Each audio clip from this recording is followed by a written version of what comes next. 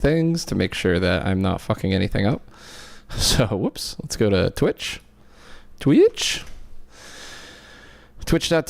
Are we in the right channel? Cool. And I want to update the stream. So we have... Oh God.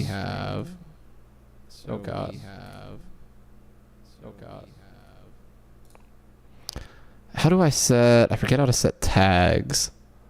Content, video producer, community analytics, alert, stream manager right here. Okay. Yeah, I'm trying to get better at this whole thing. Oh, I don't remember where you go to set tags though. Edit stream info. Oh my God, I'm so smart. Okay. So what even makes sense to put here? I don't even know. Like, what are people looking for with tags? I assume that just like helps with the the streaming nature of it all, right? But like, what do we actually tag it? Maybe like, I don't know, it was like music, a dumb tag? I have no idea. Should we do like Rolling Stones? Sure. I don't know if anyone's going to be searching for that, but okay. Chill. Hangout. Music industry. Music news. Da-na-na-na-na. Sure, music news. Great. Okay, let's do that. I think that sounds pretty good, right? Who knows?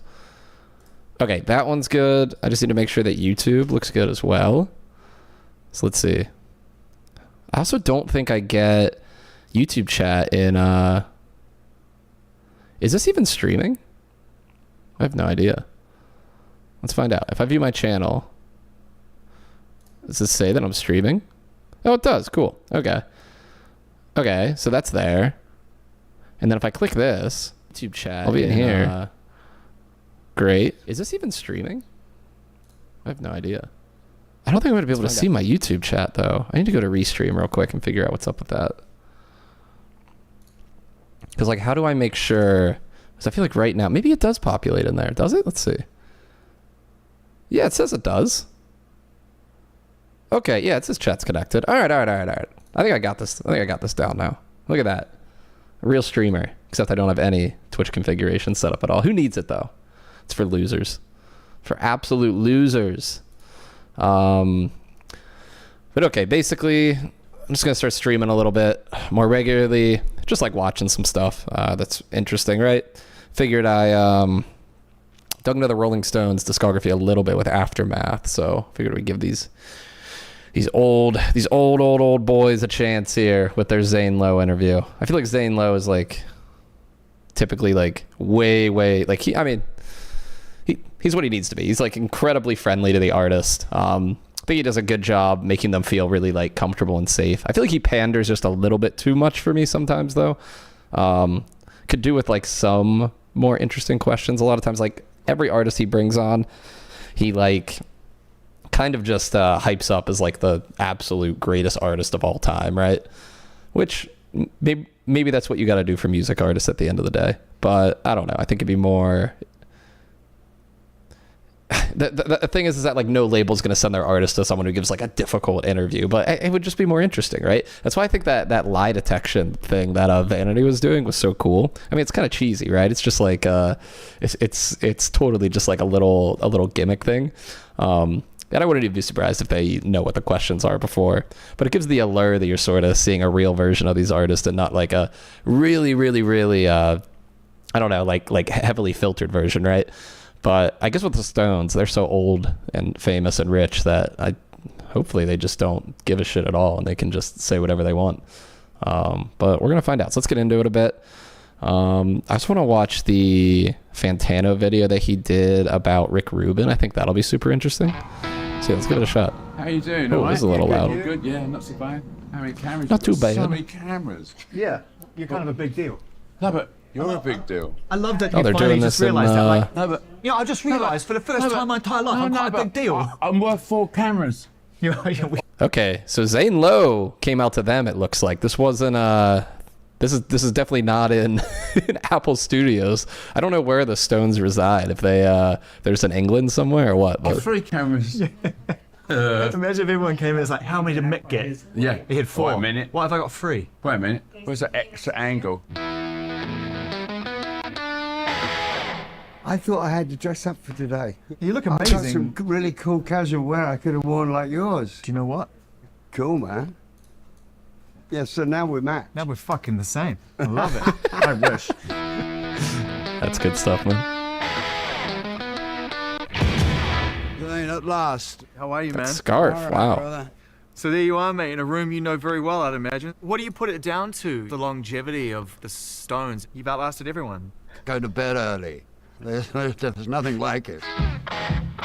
It is true. Like, when you think about all the other bands that were coming up at that time, I mean, like, half the Beatles are obviously dead. The Kinks are like, I can't. When's the last time like a Kinks album came out? Yeah, like a lot of these other British invasion bands, like the Who or something, haven't lasted nearly this long. It is like kind of unbelievable that they're this sort of relic band from the 60s that's just never faded away. They're just always here. And Man, so much joy in the room. yeah, like what's the there's some quote about like you don't have to win, you just have to last the longest. I feel like that's definitely the Stones. You can just tell. First you can hear it, and then seeing a little bit of BTS on the making of it, it's real. You were bouncing off each other. Yeah. It was done pretty quickly. That on the last album, on the Hackney's Arms album, that Addy and I had this plan that, instead of, there's lots of ways of recording. We used to be in the studio, we'd spend ages in there all night trying to make up songs that weren't written, and so we said we're going bulldozer approach. So no one really has too much of a chance to take a song to pieces and say, I don't really like this, I don't think it's going to work, or this could not be my cup of tea, because you can always not use it, just get on with it and do it. Let's try this, bang, and do it as fast as possible, and then people get into it and they put their own stamp on it and change it and make it better. And we more or less did the same thing here. I mean, you hope to get 1.5 songs in a day, so you get one song done and the next one half done so everyone knows it, kind of thing, and come in the next day and do it. Pretty good. That seems really, really efficient, doesn't it? 1 song a day? I mean, I can't imagine that's like the full song in completion, right? That has to be like, hey, we're just going to get together and jam a little bit and come up with a little melody or something. That's some pretty impressive output, though. So essentially it's what? Like, at the end of each day, you might have like the structure set up, so everyone kind of has it in their heads, and the next day you can go to it and finish it, which really makes sense. It's like, what's like the old, there's like the old rule about like sleeping on something makes you a lot better with it, right? So I feel like that makes sense, but that seems crazy. 1.5 songs a day, like especially at their age, right? And these are like rock songs.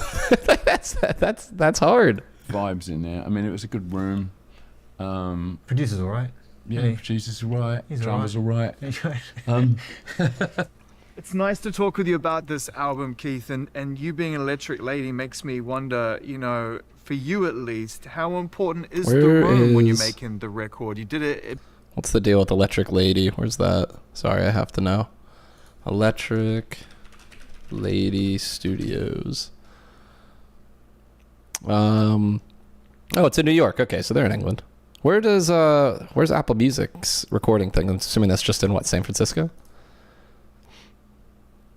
Zane Lowe walking down the hilly streets of San Fran.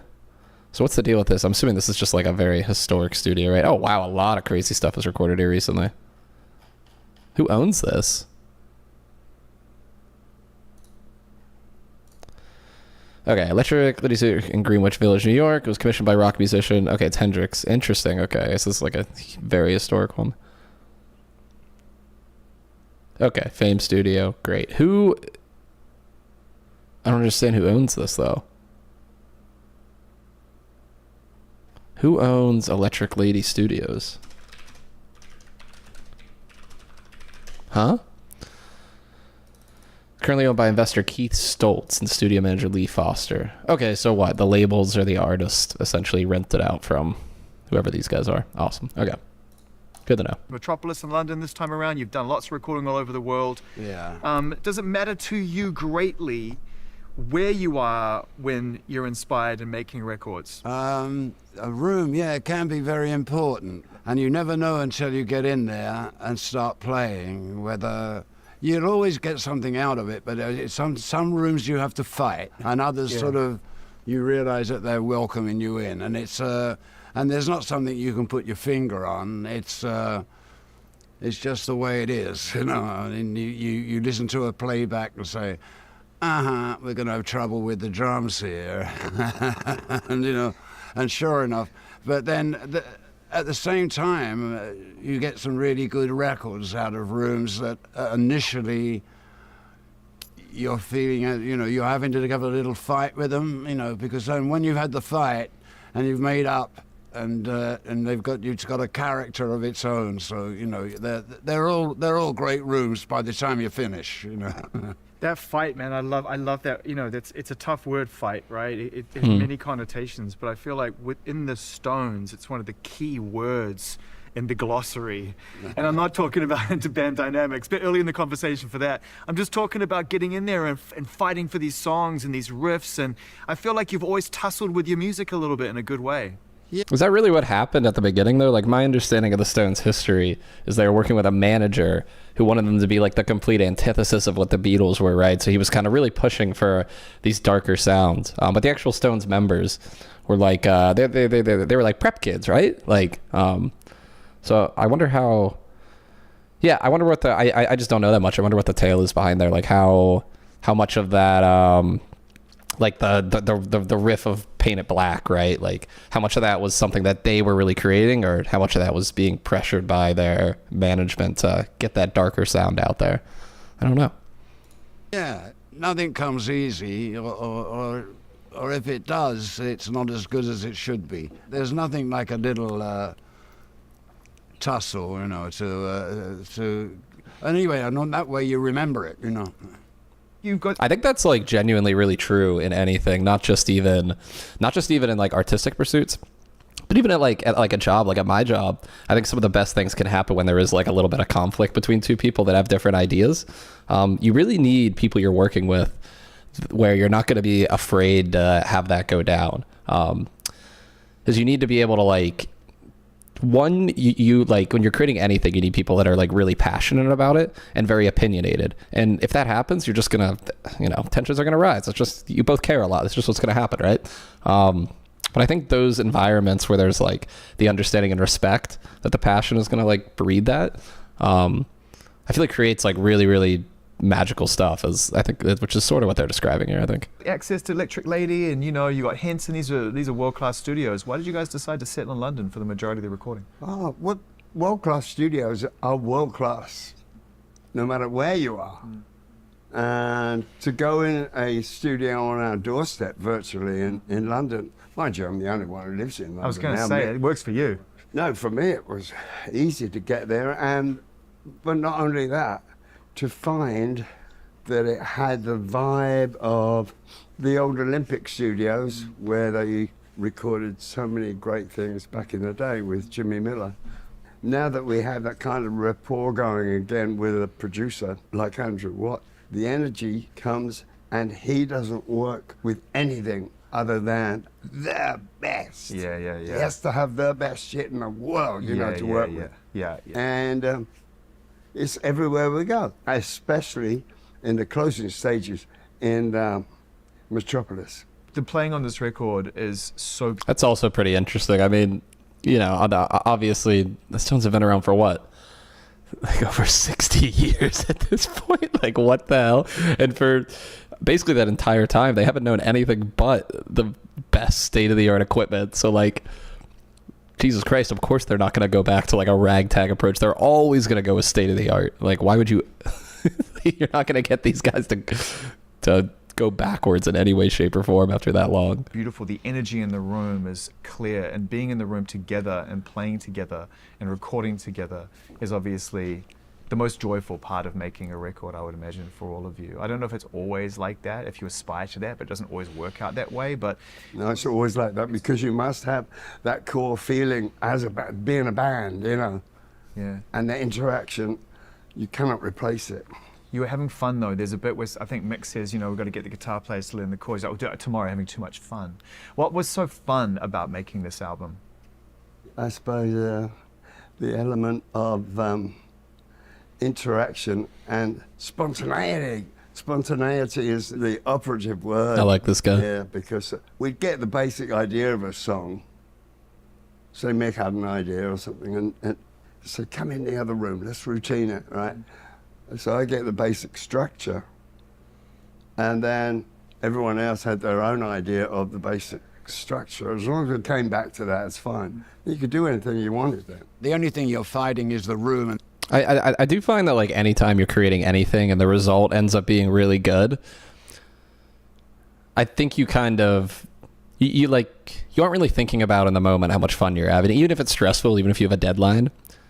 I think if you know something's good, there's an unbelievably fun atmosphere in that, and like I can't even imagine what that feels like on the level of like a major band like this. That probably is insane. I mean, that's probably a big part of the reason a lot of these artists stick around this long, right? Like it's just a dopamine rush. It's got to be such an addicting feeling to be able to do that, especially with your friends. I mean, come on. the song, you're okay as long as you're not fighting each other.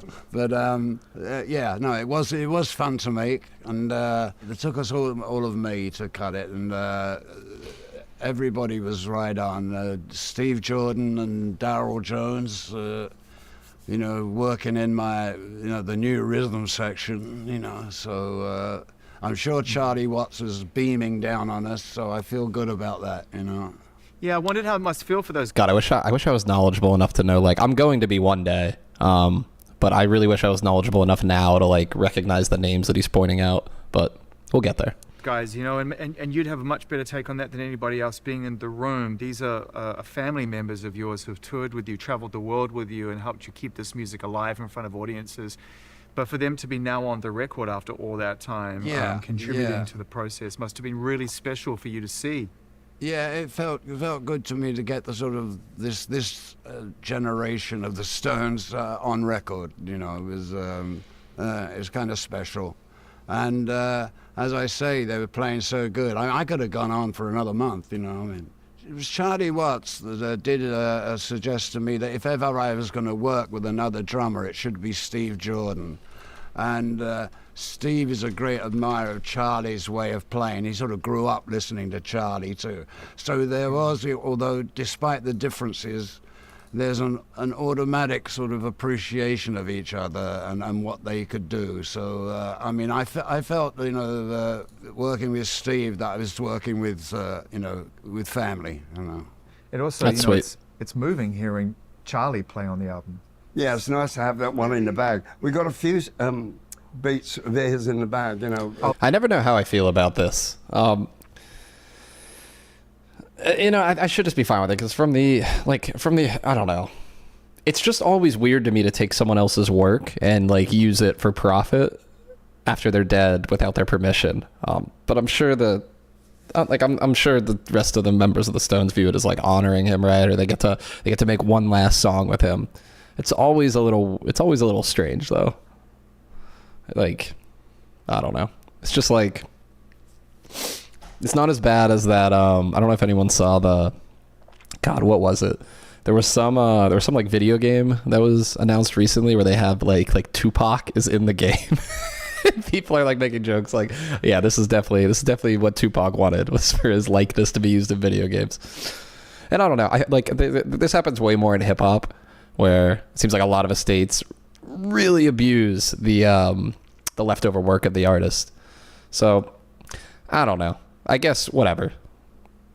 With the Stones, it feels less bad because they were just around for so long. They have so much music, and the guy lived like a long, healthy life, right? He wasn't like taken from us young or anything, so maybe it's okay. Oh, still waiting around? Amazing. Yeah. Yeah. Because I went over to Paris. Mick said, I've got these ideas, will you come over with Charlie? And I said, yeah, come on, let's run them. So we ran like 9 in one day, and I think we did about 20 riffs and songs, the basic track. So all these different ideas. And Charlie was just like, water off a duck's back, you know, okay, give me the next song. You know, we were just rocking. I'm sorry, it is like insane to me that at their ages they are still just like texting each other and getting together and like, hey, I have an idea, let's make this together. Like, are you serious? These guys are in their 80s. What's your excuse? I've got a lot of guitar parts from there as well, just off the top of my head, you know. You know, it's one thing for Steve to step in and play live, and that's beautiful. And the pathway was set for him even through the tragedy of losing Charlie. But to have Steve on the record, it brings a whole new chemistry. It's a new 0.0 for the Stones, except it hit me on the head when we get Charlie back in the game. Ronnie actually let it slip. You guys might have like a couple of dozen or more ideas from Charlie from some two sessions in Paris. Well, we have a lot of Charlie things, but this one was a session from Henson where we used a couple of those on the Hackney Diamonds. We recorded where Don was originally, and then we only used the drums from those sessions, and we re-recorded the guitars and everything, and bass and all that. On this day in 2026, if I ask you, what did you love about the way Charlie plays drums, what would you say? Well, he always, whatever style he played, it always had swing, you know, always had swing. It wasn't like a loud, powerful drummer. He was a more subtle, he was a jazz drummer, really, that played rock very well. I mean, obviously he was a rock drummer. Yeah. But he was brought up in jazz. But that gives you a different technique. So his technique's different. So he was a relatively quiet drummer. Of course, in the studio, you don't notice that because, you know, you can make as loud as you want. Yeah. But really in the room, he wasn't a loud drummer. Yeah. Steve's very loud in the room. Yeah. Compared to Charlie, because very loud. So you're like, whoa. So the volume levels are up. As a bass player and guitar player, as someone who exists in rhythm and in groove, you know, thinking back now to Charlie's playing and reflecting a little bit on it rather than just being in it, you know, what did you love about Charlie's playing? What was unique about his playing for you as someone who loves groove?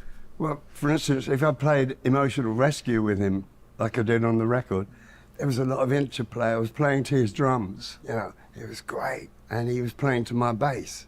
And then guitar-wise, he just used to go, oh, look at him, you know, man, off he goes, you know. And he sang it out loud as well. Ronnie's off again, let's go, you know. He was so instinctive. Like, I think about like something as well. That's like every drummer ever, right, though? Like if you're a good drummer, I feel like I've heard this a lot. Obviously, you're the one that's like, you know, holding the whole song together, so you're going to be like hypercritical if people aren't following along with kind of what you're laying down.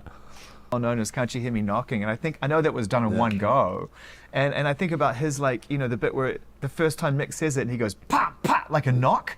Yeah. It's like he was right there. He knew what was going to happen. It's like he was existing in the moment. He was so present. Yeah. And he passed a lot of that respect through Steve Jordan. You know, Steve was watching him all the time, and Charlie knew it, and he handed the baton to Steve, you know. Yeah. Nice. The thing about when you write these songs is that you think you know them, and then as you do the vocal overdubs, you do in the studio, you do it for a couple of hours, you get to know your own song better, obviously, because you haven't only done it done it at home, played guitar at home or piano or done a demo. You've done it maybe once, you've said, okay, that's enough, and move on to the next one, because you don't spend all day making demos, you're doing lots and lots and lots of them. So you get to know them, and then in the overdub sessions, you really get to feel them. I mean, I think I imagine you would just like forget them as you're making them too, right? Like if your goal is just to make, I don't know how many demos a band makes for an album, especially today compared to 60 years ago. But, you know, I know like when I'm like coding or something, right? Like I think I made a joke in a meeting today that I can't remember anything that I made a month ago. There's a lot of times you're just like pumping stuff out so much. It's like, I'm sure there's a lot of times where, you know, they make 100 demos, they go back and listen to them and they're like, what the, I don't even remember making this at all. Where the hell did this come from? I'm sure that's like pretty common. Get lucky sometimes. Everybody in the band has a no, right? You have the ability to say no. It's what keeps everything lean and mean and keeps bands focused. And I wanted to know, looking back on it, what made Charlie say no? Where would he draw a line? That's hard. That's a hard question.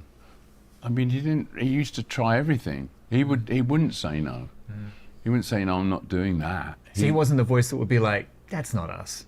No, that's not Charlie. He wouldn't. Who's that voice? That's Keith, of course. Yeah. But I mean, I have to point out to Keith that there is no real us. You know, that because the Rolling Stones, I mean, the most streamed track of the Rolling Stones by far is Painted Black. Yeah.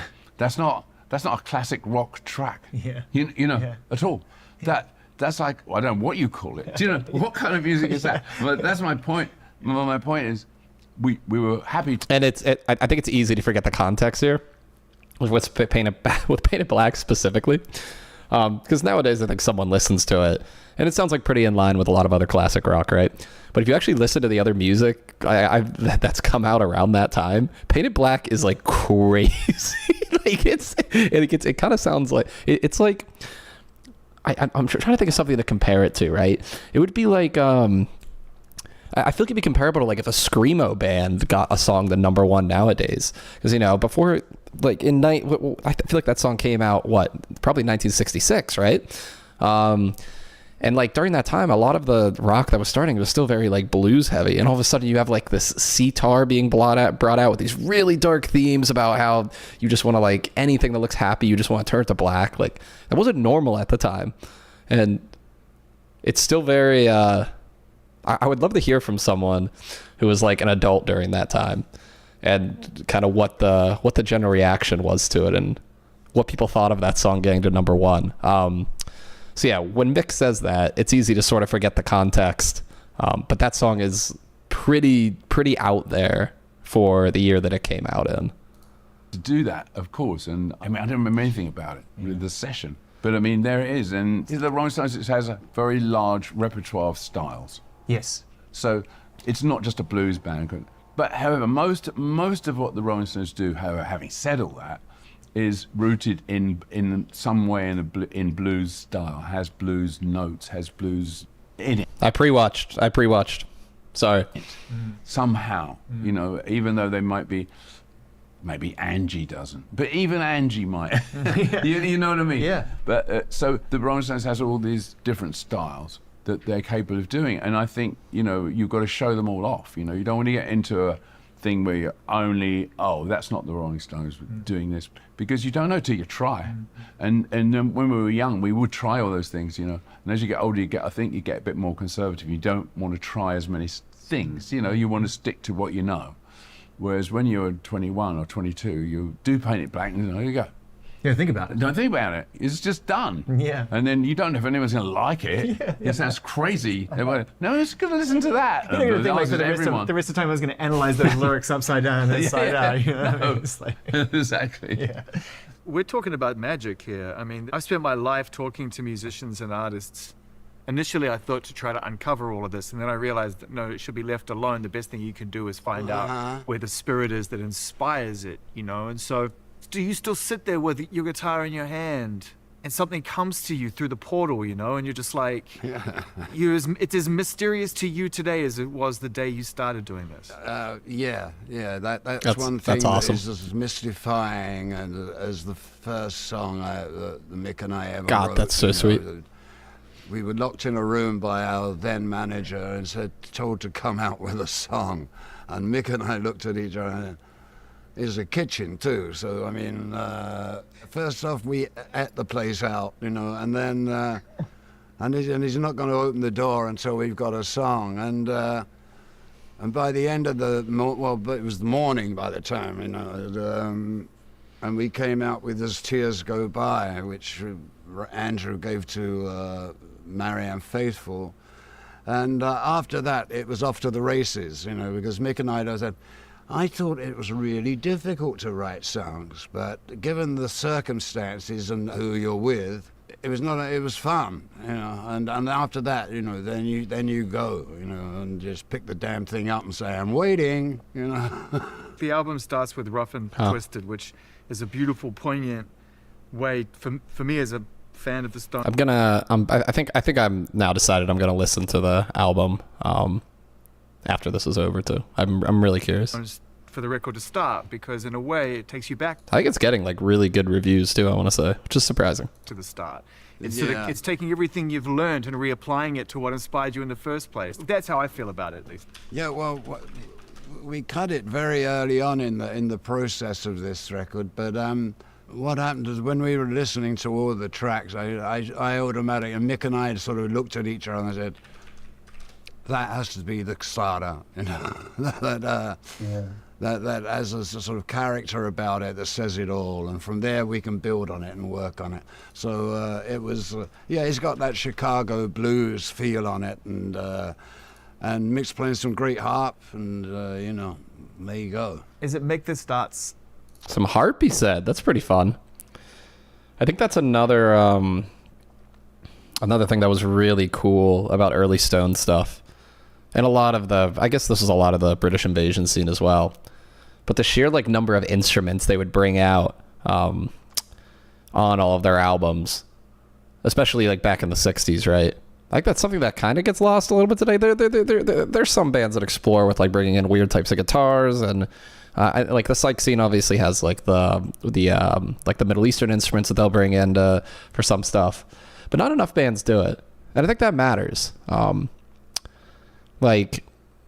To be a real musical creative, I do think it's important to have maybe not strong ability, but the willingness to just try different instruments to see what you can come up with. I think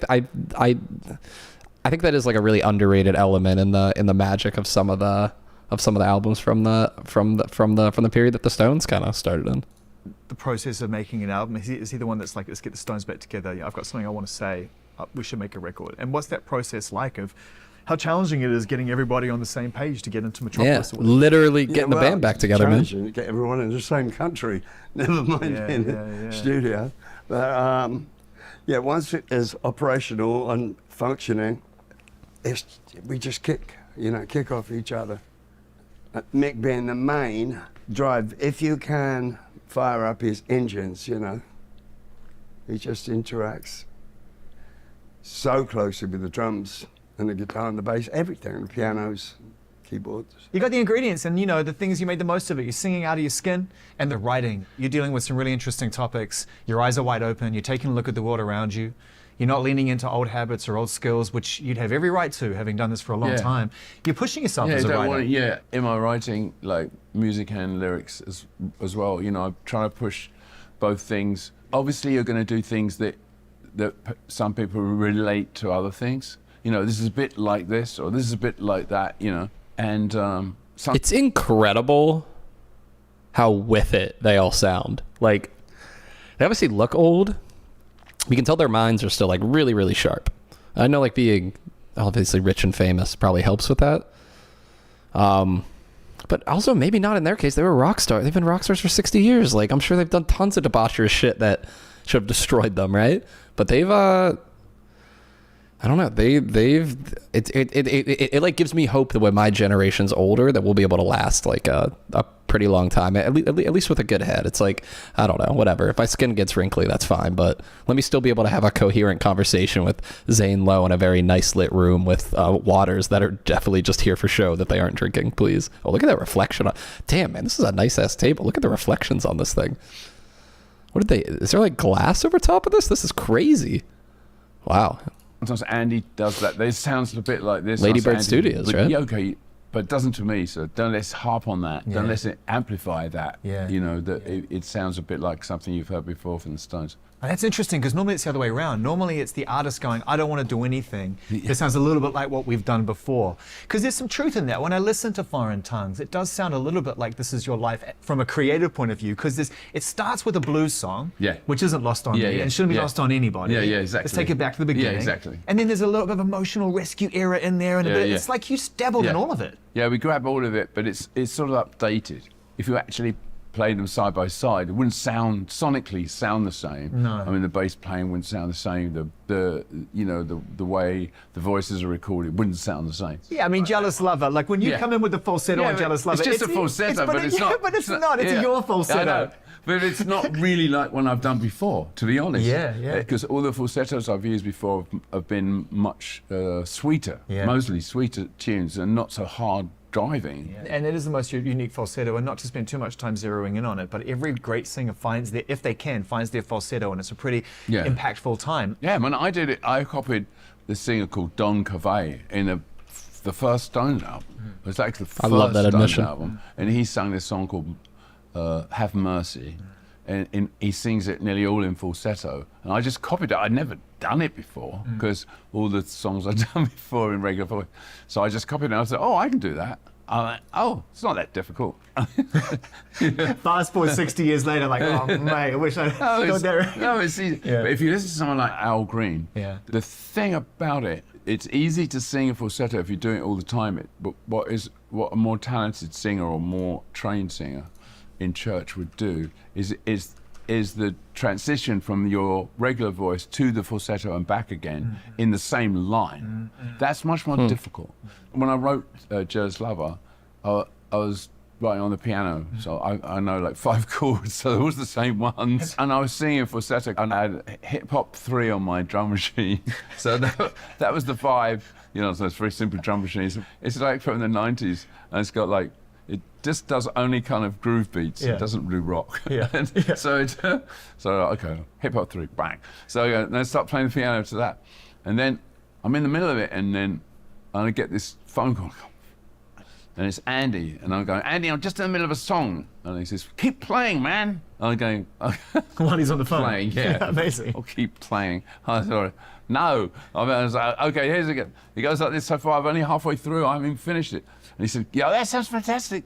I'm going now, Andy, goodbye. And they carry on playing the piano. But that was an easy one to write. Let's talk about Andrew Watt, who's just like living out his dreams right now, working with. Interesting. I love the admission there that he just kind of stole the famous sort of like Mick Jagger high voice technique from someone else.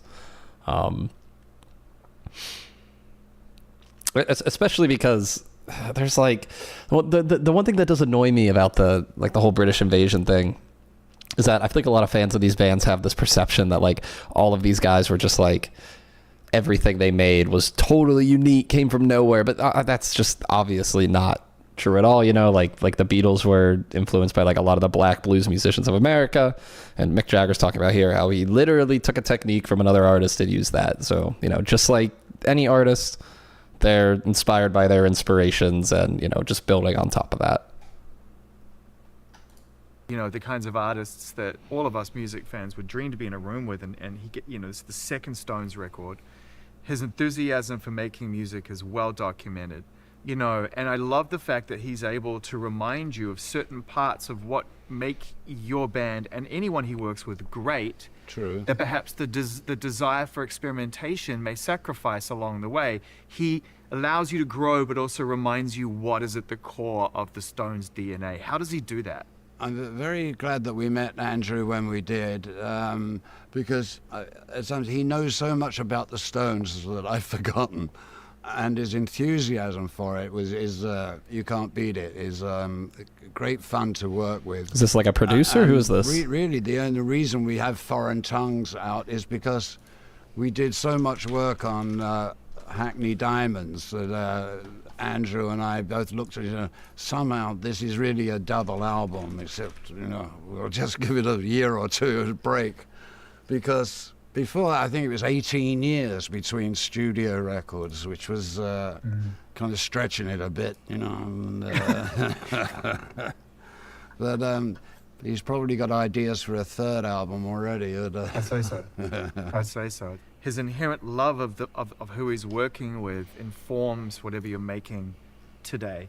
And so are there times like when he's trying to get you to remember a guitar tone or a sound, or even just a slight left or right to the riff, and he'll give you a reference point that you're like, mate, I don't have enough CPU power to go back and figure out how I did that. Do you know what I mean? It's like trying to meet yourself where you stood. You got a lot of that with him, because he'll say, how did you do that on Beast of Burden? And I go, how long ago that was, man? And he'll get what he's looking for, because there'll be some little twist or move that I hadn't thought of, that's it.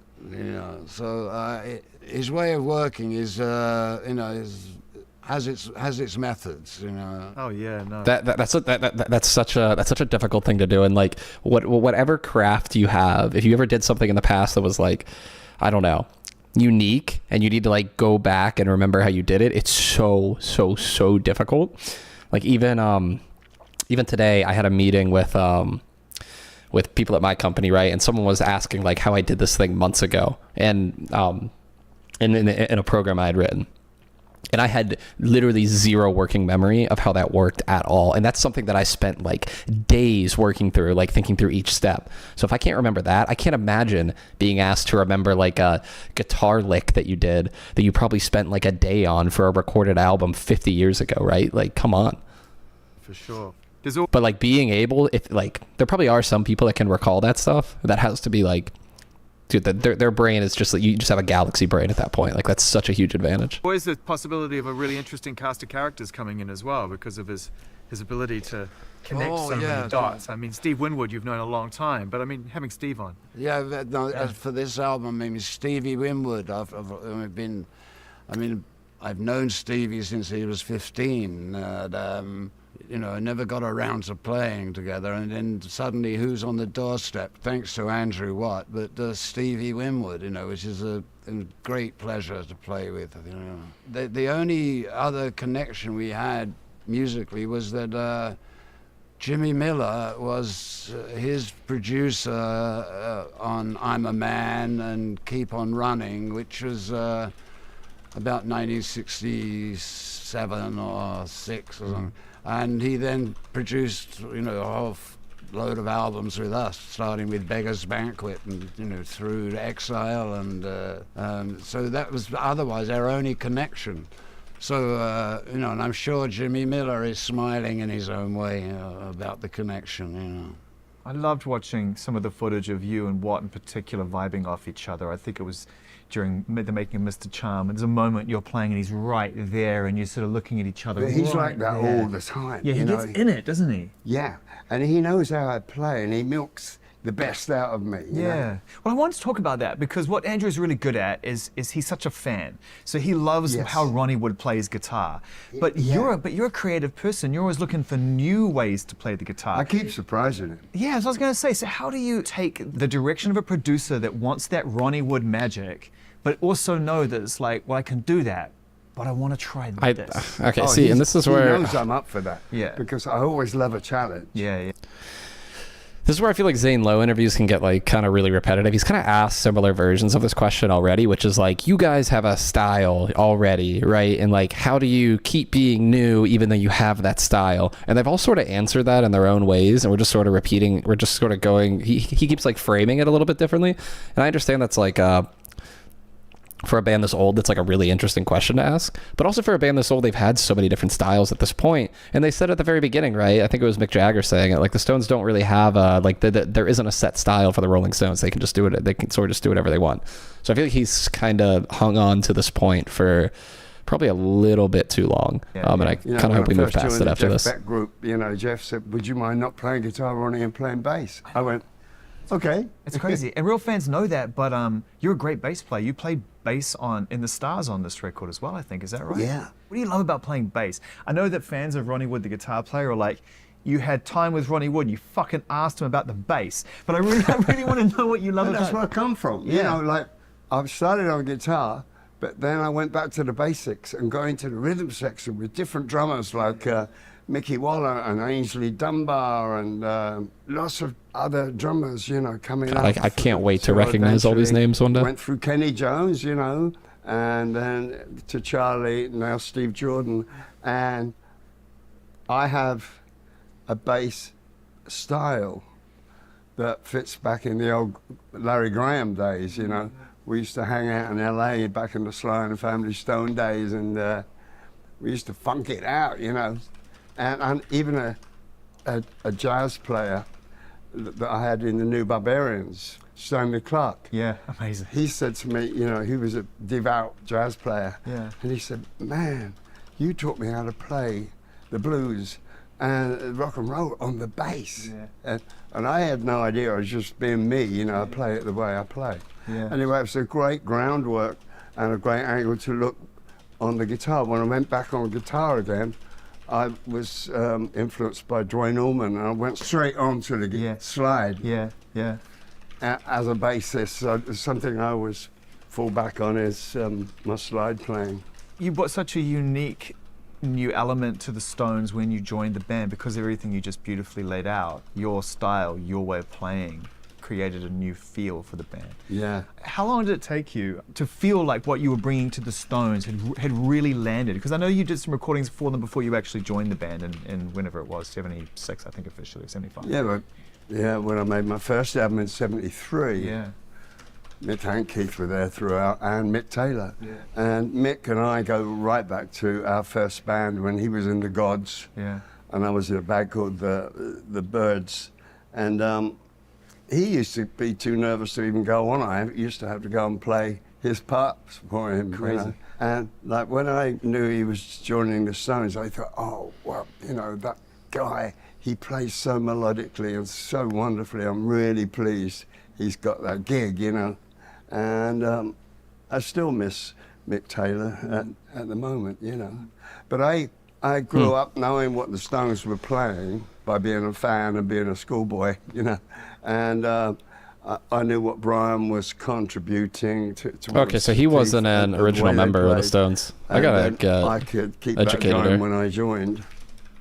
Current Bearing in Stones mind what lineup. Mick Taylor had put in as well. So I was fan of every one of them, and I could pay tribute and take it my own way too. I've heard that from quite a few. Wait. Oh, because, okay, so he was there since Aftermath, which is like their first real album, but obviously they were like doing, like many bands during that time, they were doing a lot of covers, releasing a lot of cover albums.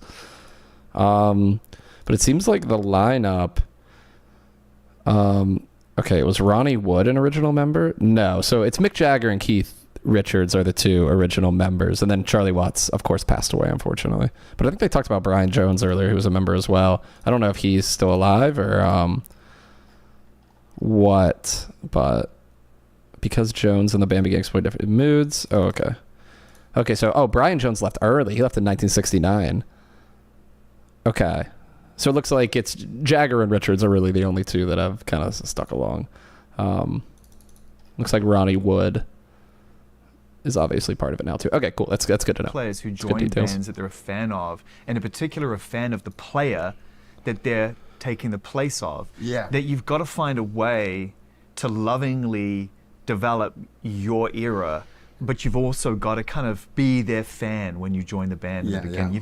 You've got to pay tribute for a while. It's not hard to do. It's a natural flow, because if you're a fan, you're learning as best you can the favourite riffs that, say, Mick Taylor played. Yeah. I would try and get on that edge on just a certain phrase, and I could do anything around it as long as I came back to that phrase. At the identity of that song, you know, whatever it may be. Such intuitive playing, man. So much empathy. It's not just kind to the player, Mick, or to your future, but to the fans. It's allowing us to be able to assimilate to this new feeling that you're bringing to the band in a really loving way. That's an interesting idea he's presenting there. I guess it's like when a band loses a member, like what's the new person supposed to do? Are they supposed to try to like be as similar as possible or try to do their new thing? And Zane's basically saying they're like, well, you should probably try to be as similar as possible to give the fans like an on-ramp onto what you're going to bring. That's a pretty interesting perspective, because I think you could also take the perspective that's like, you're not them, you shouldn't be repeating exactly what they're doing, right? Like the band's different now, there's a new member here. It's like what's like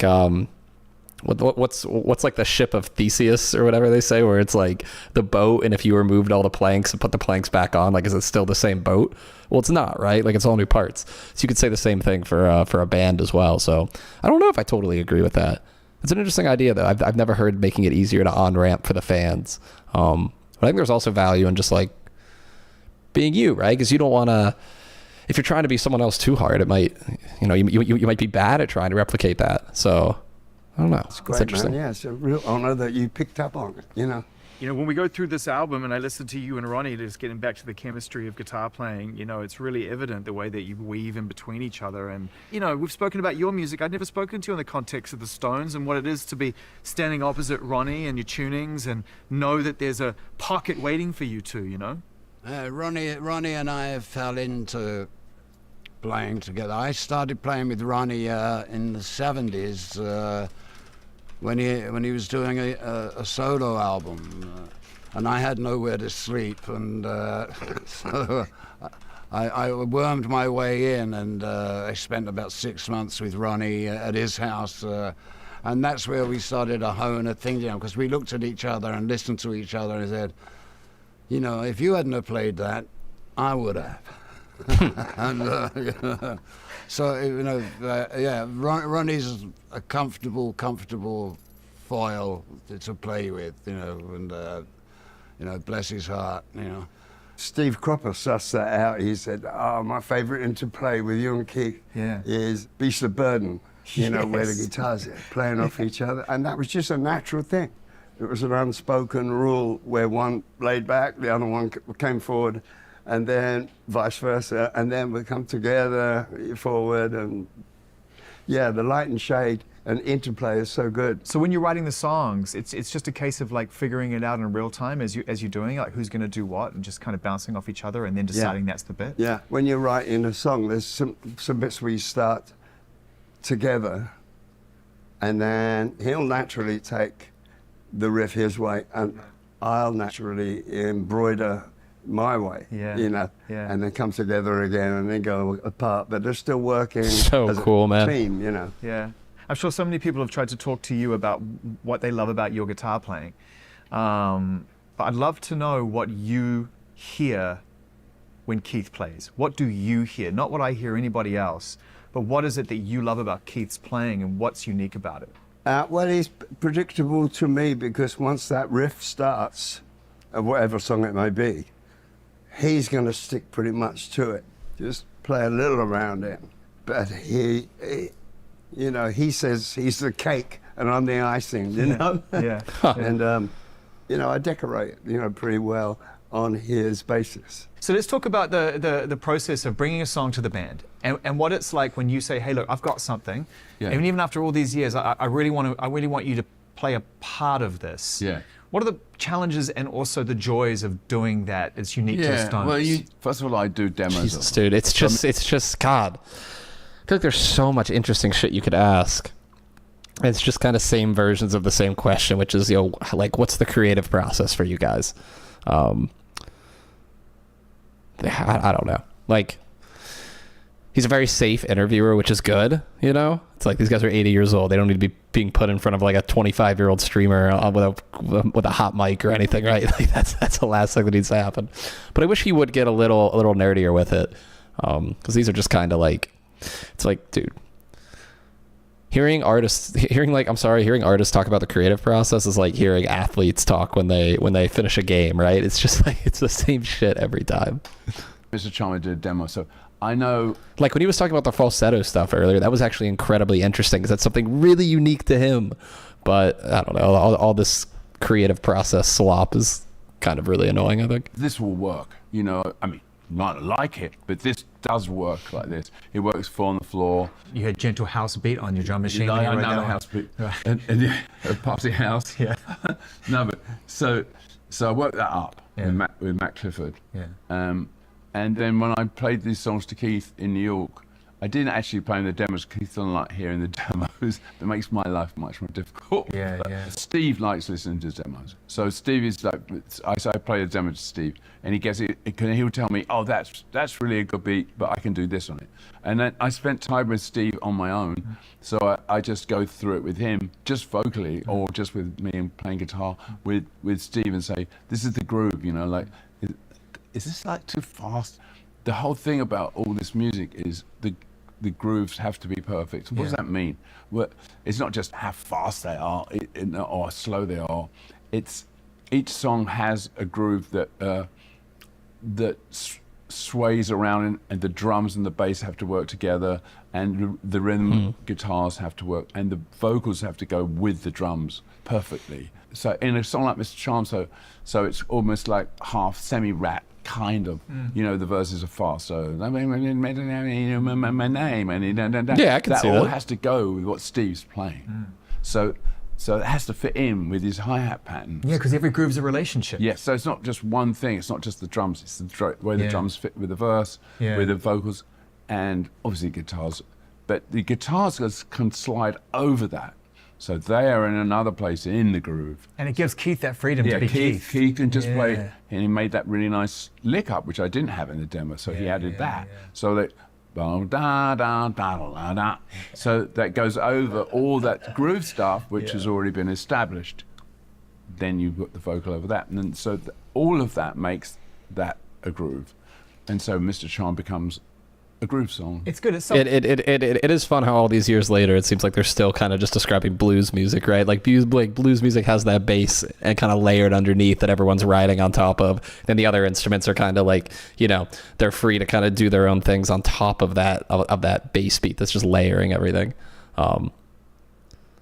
So I don't know. It's cool that the music they heard when they were like kids and teenagers is still really like the bedrock of what they're creating when they're in their 80s. Facing in the sense that, you know, I feel like you're poking fun at yourself a bit, but you're definitely kicking capitalism down the road a little bit. There's a nice suite of 3 songs in a row that I feel do that. You know, Mr. Charm, Divine Intervention, Ringing Hollow, I want to talk about specifically because that's a wild song. But this idea of like being at this point in your life and taking a look outside, and the Stones have always reflected the world. You've always been a wide open band when it comes to socio-political situations. Yeah, but there's social issues. The thing about addressing social issues is that, well, first of all, it's hard to do. Because be careful, Mick. Because the social issue you address, it's not that hard to do right now. 3 months might have disappeared completely from everyone's imagination, and no one cares about it anymore. And so imagination. You're just irrelevant. You're making songs about irrelevant things. That's fair. And people don't really preach that, but you could throw these things in. So I just throw them in, even in a Rough and Twisted. You think, well, it's about a woman. Well, kind of, is it? And then you just throw this social comment lines in there. But of course, Ringing Hollow, which you mentioned, and in Divine Intervention, obviously, that's a kind of like dystopian song. Pretty on the nose. I mean, the last 60 seconds of Divine Intervention, before we even talk about the lyrics, is as arrangement and musicality and performance goes, highly emotional. I mean, everyone is driving and striving to get to the top of the mountain to see what the view looks like. I'm And to get up there, now. it's like, you know, here's some bad shit here and some bad shit here. What was it like to create that moment and to achieve that sense of like emotional euphoria? As a recording, you mean? Yeah, and through sadness and through trauma. Yeah, that song like has this build, you know, so that, and it's really in 2 parts. The verse is very different from the chorus. It was a rock country verse originally. Keith made it more rock, you know, which is fine. I think that makes it better, you know. He could have gone either way. But then you go into the chorus, which is much more of an indie sound, with a build, as you say, is emotionally building, and then you hit the high note, and then that helps build that emotion, and then it's got lots of dystopian lines. I mean, it's a dystopian song. It's a dystopian song, and I think you really close it out, that little mini chapter of the album with Ringing Hollow. I mean, you begin and it's almost like you're talking about past loves. Is this about Marianne? Is this about Jerry? Who's this about? What's this about? Oh no, it's about America, It's about America. It's a love song sick. to America. Okay. So, I'm excited to hear that. It's a bit of a, you're cheating the audience by making them think it's about a woman, and then you realise by line 4, or maybe later, that it's not about a woman. So but it is kind of because you're using Taking a note from Kendrick Lamar there?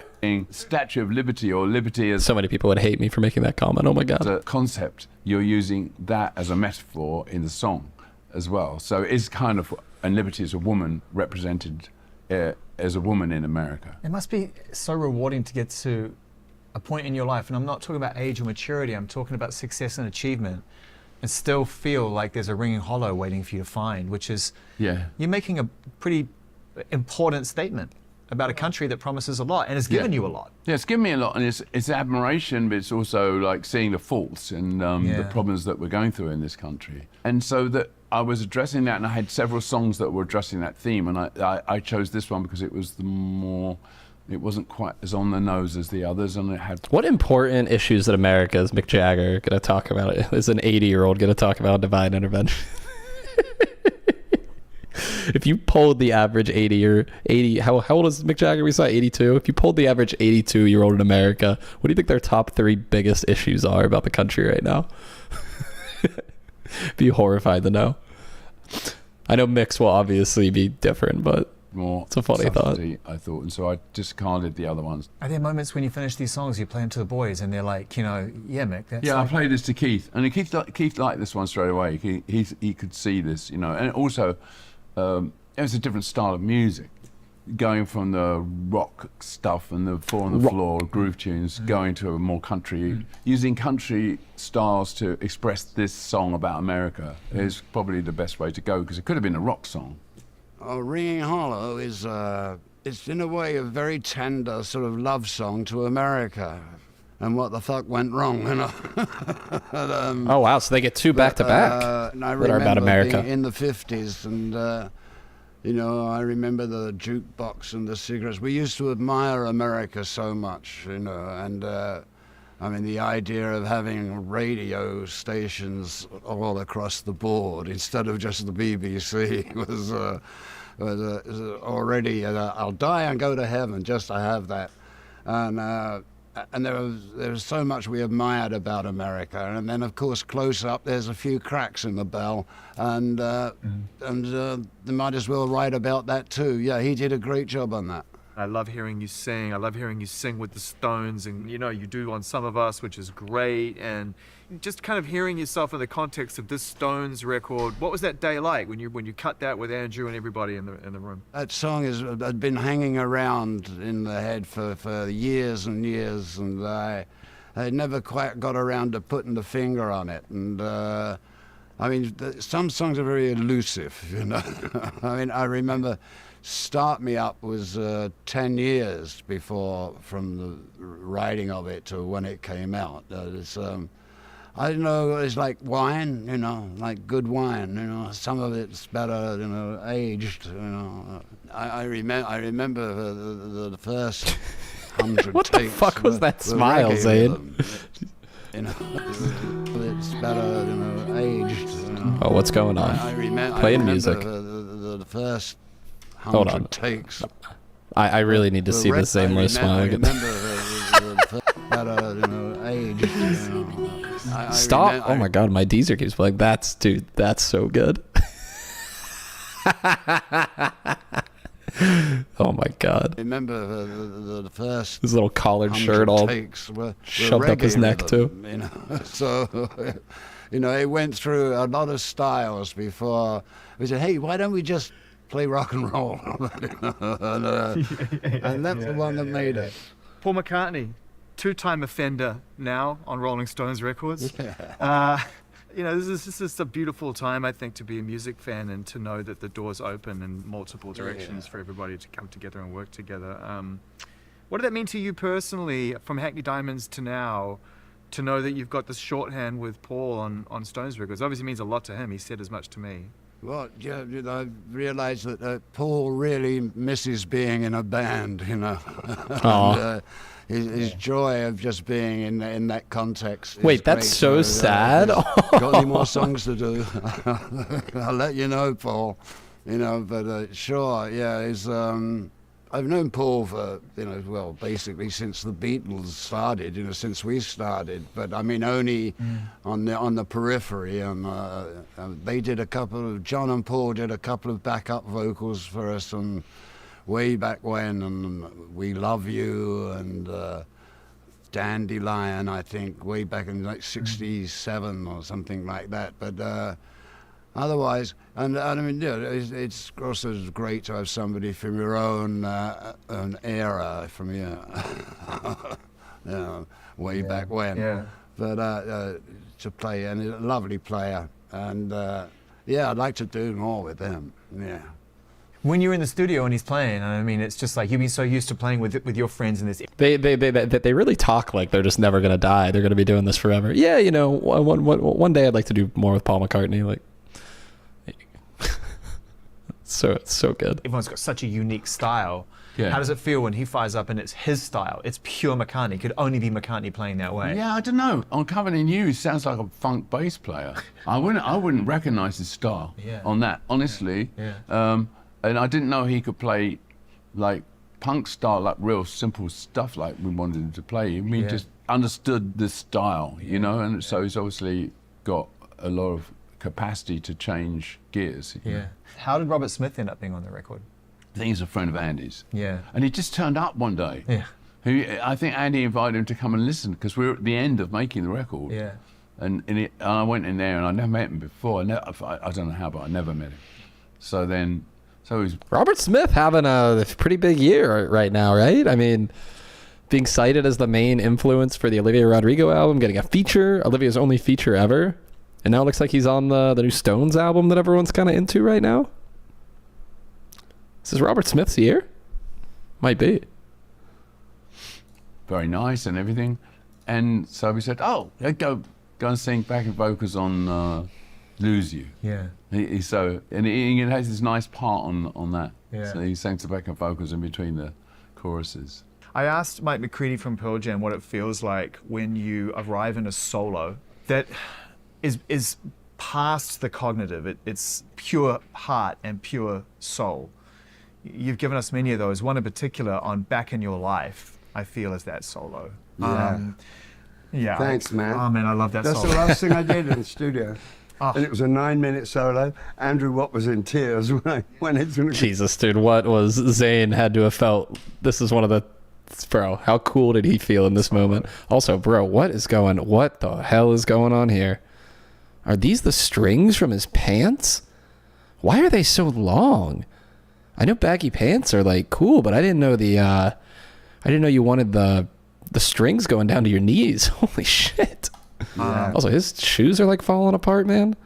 Zane, let's get together. Yeah. Thanks, man. Oh, man, I love that That's solo. the last thing I did in the studio. Oh. And it was a 9-minute solo. Andrew Watt was in tears when I went into the control room. He had to cut it down to 4 or 5 minutes, but it took me over. I had no control over it. It was just coming out. I had nothing planned. It played for me, the guitar. It was fantastic. Andrew told me that you recorded that solo on the day Brian Wilson died. Yeah. Wow. I was very emotional that day. We both were. I suppose we were trying to get a message across to him, as well as just within my playing, the feeling. It's true. I didn't realize he only died last year, so he was also... That's what I'm... Dude, these fucking... I mean, maybe 80s. I guess 80s like average to die. Never mind. Tremendous. What's your I was reflection gonna of say, making these that song? These Because Brits got it's- something it's going on, amazing. man. It was written by Keith, myself, and Andy, and because we wanted a ballad, and Andy's always pushing for this ballad. We must have a great ballad, and then we came up with this, and then I just came up with these lyrics like really quickly. I mean, but it's a classic story of meeting a woman, and then you have a very quick fling with her, and then she ghosts you. So that's the story. So that's my. Right. That was. Ghosted. Come on, man. I think one of the complaints that I had about Aftermath when I listened to it is that I feel like all the songs were about women. It seems like so far, either directly or indirectly, every song in this album is also about a woman. So I guess some things don't change. It's okay. That's it. And you speaking from experience? Nah, well, obviously, but I mean, someone asked me this question the other day, and they said, "Well, at your age, and I go, well, I've got memories, as I can draw on." It's less that. It's just more like, who the fuck is ghosting Mick Jagger? That's what I'm saying. Okay. Happens. But nevertheless, I mean, that is a classic kind of theme, though, Yeah. So, and I have to write it, and I spent quite a lot of time getting that right, because in ballads you can't get away with, like you can get away with things like Mr. Charm that Also, maybe his don't hair always is like... completely make sense, I can't believe I haven't right? commented on Whereas this yet. in a His ballad hair like still that- looks like phenomenal, man. Like, what? Look at how... Like, it doesn't really look thick. Look at how thick this is on the side, man. Damn. I'm sure he probably gets it like dyed or something. This looks good though. Like, you could throw this haircut on like someone in Austin hanging out at Barbarella's, and it would it would be a hit there, man. He's got some good hair genes too. It's got to be in a shape. The shape of it has to be right lyrically, and it has to obviously and the music has to be right, and then it has to have a build. You have to set the scene, all that. So that's quite a lot of lyrical work, and then singing it is quite a challenge really as well, because it starts tenderly and then you have to build it. Side Effects is one of yours, right? Side effects, yeah. I was really blown away by how honest you are in the writing on that song, and how you're really leaning into what has widely become known as the myth of rock and roll. But you know, you're putting a different perspective on it, at least to me. Oh, wow. Thank you very much. Yeah, interesting thing, because at the time when I first writing it, I realized that in America, there's ads for drugs on TV, you know. It's not really nowhere else in the world do you get this. Just in America. You know, and the biggest thing that stands out in all these ads is side effects. So I started it from And they there, read them really you know, quickly, too. And I'm probably suffering from them now, you know. I want to talk about the video for In the Stars. It doesn't surprise there's me that the there's music Rolling videos? Stones will find Fuck. themselves at the forefront of this new unknown entity, this idea of AI technology, even this far into what you've been doing. Here's a Stones song with the greatest deep fake in music video history. What did you think of it when you saw it? Because it's really what you think that matters. I thought I was pretty good looking, considering it's a new video. And then, of course, I realized it's AI. Yeah, I really...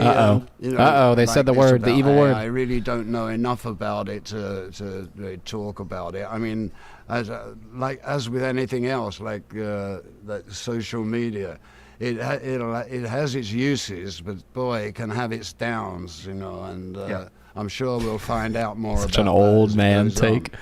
But you know, it's an adventure in the Come on, guys. Like, what do you want? You want Keith Richards to have an opinion on AI? Are you serious? I don't know. That's such a fucking lame question. I hate that. He's 82 years old. You can't. These guys have no fucking say in what their music video looks like. I'm sure it's like they're just like we don't give a fuck. You know, they didn't have music videos in the 60s. They just want to make music and perform live. Like, what a... I'm sorry. These guys aren't going to have any takes on AI. They don't give a fuck. They're too old. making, and we'll see what happens with it. You're one of the first rock bands of your time to sort of say, you know what? You built it. We will come. You built these stadiums. We will come. We will fill them. We will invent this new thing. And you were breaking new ground. Someone told me that you were the first band to ever hang speakers in a stadium. I don't know if you know that. I do remember playing with no speakers at all, and it's strange, yes, but there was no such thing as PAs and sound systems when we started. You got your amplifier and a microphone, and that was it.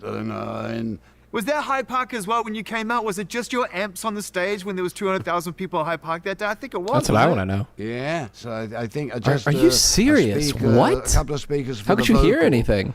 And that was it. Then it's hard to believe now. How many amps did they have set up? Everything okay out there?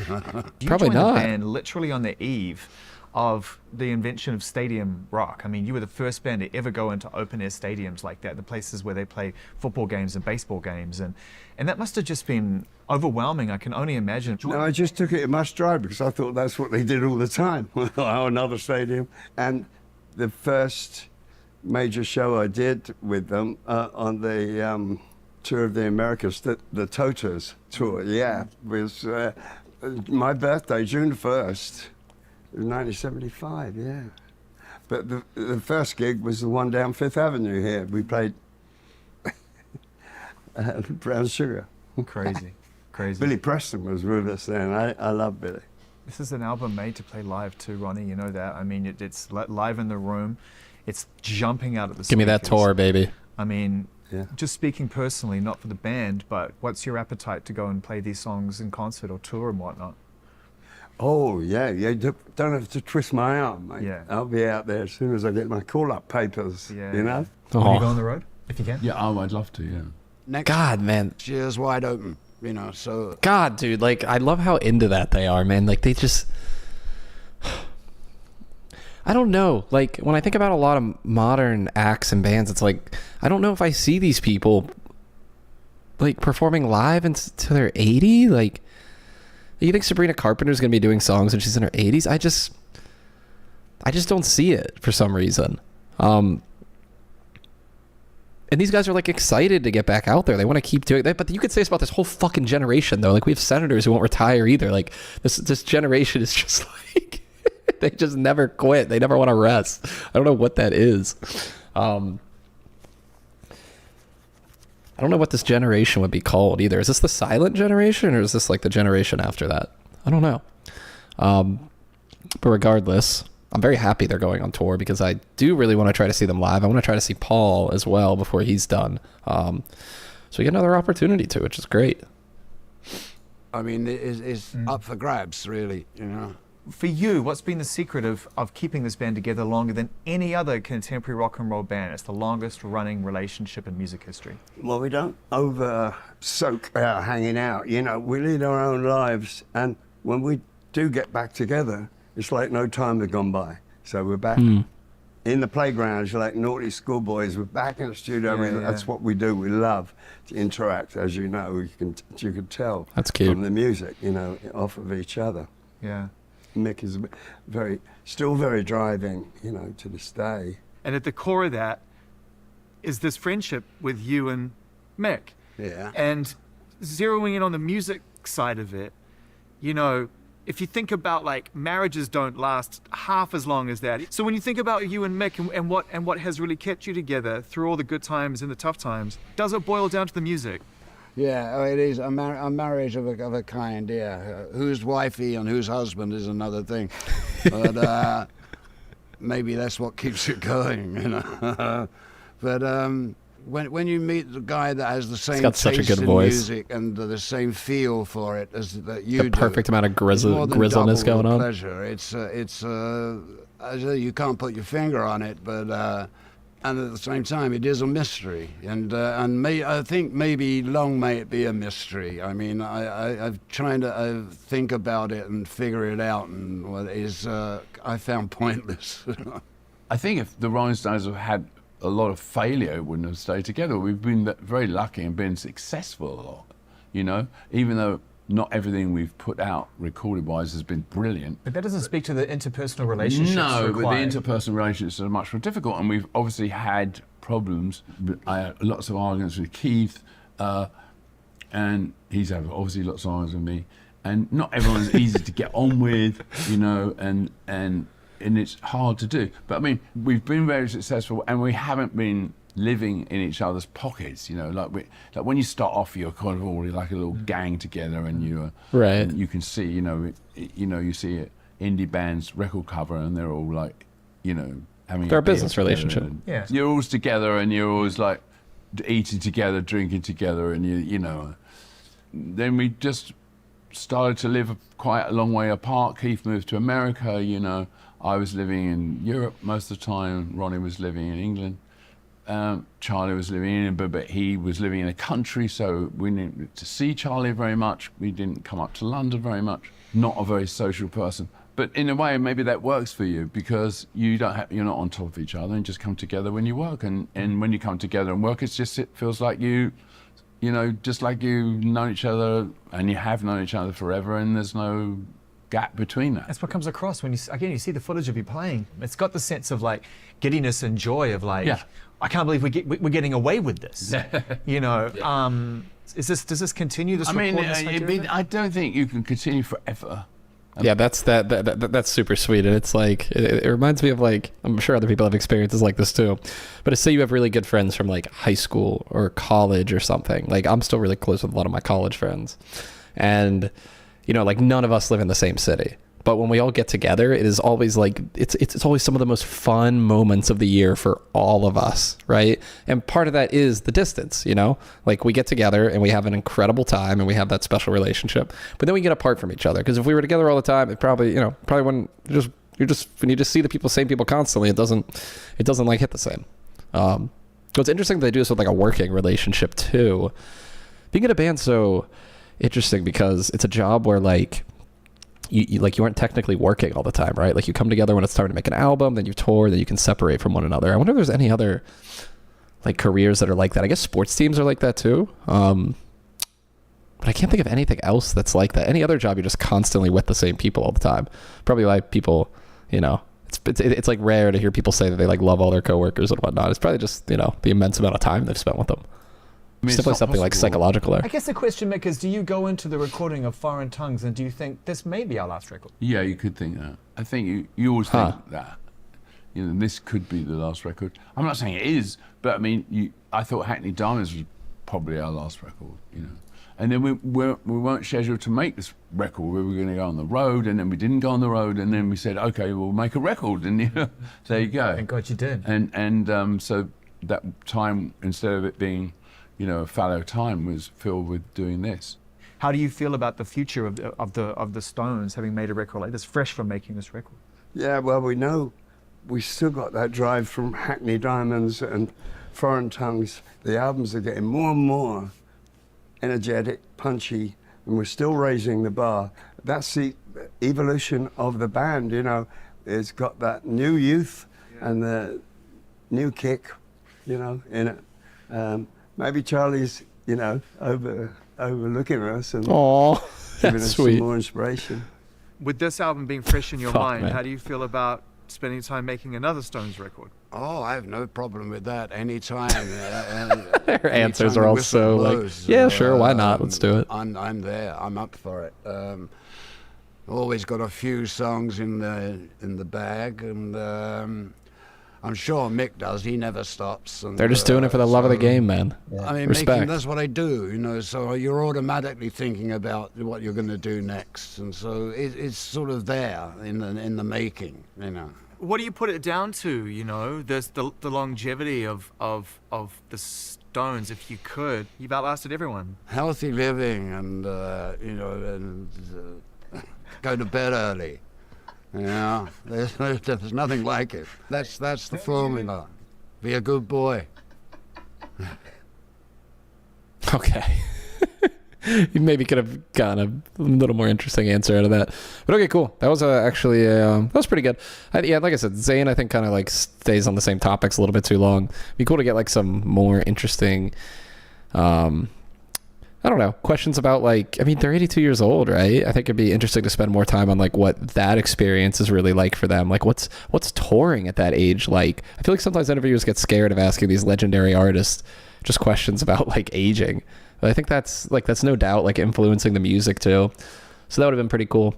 But I'm definitely way more in to checking out this album now than I was previously. I am definitely going to listen to this.